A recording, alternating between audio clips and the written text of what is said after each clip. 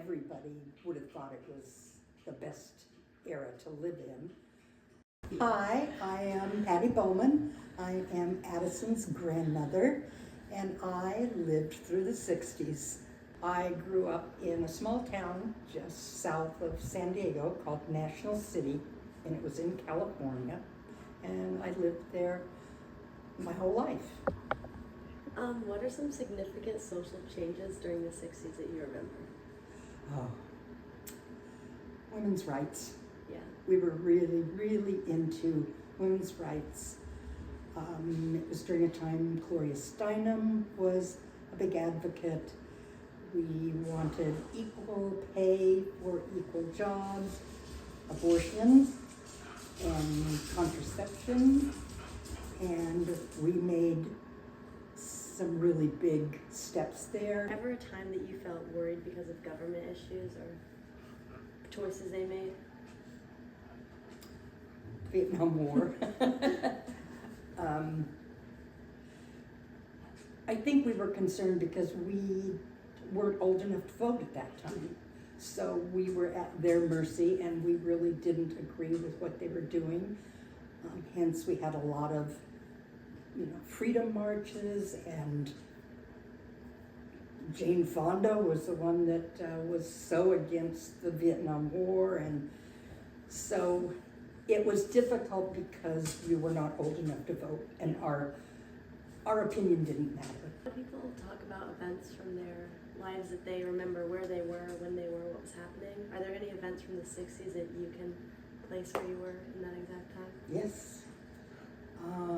That would be the day that John F. Kennedy was assassinated. We were in class, and they announced over the loudspeaker what had happened. They sent us all home. Everybody was just crying and just really, really affected by the fact that he had been assassinated. What are like some of your favorite movies or music from this time? Oh, music. Rolling Stones. Oh. They're still my favorite. I never liked the Beatles. Mostly anything that was rock and roll.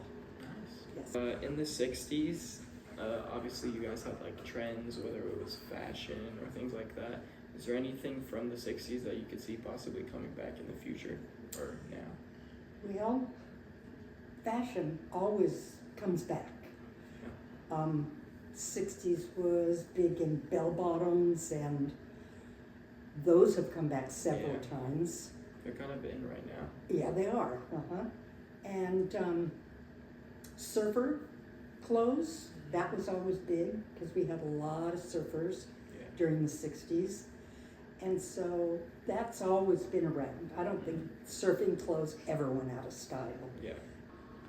Growing up, and especially in high school, we were extremely social.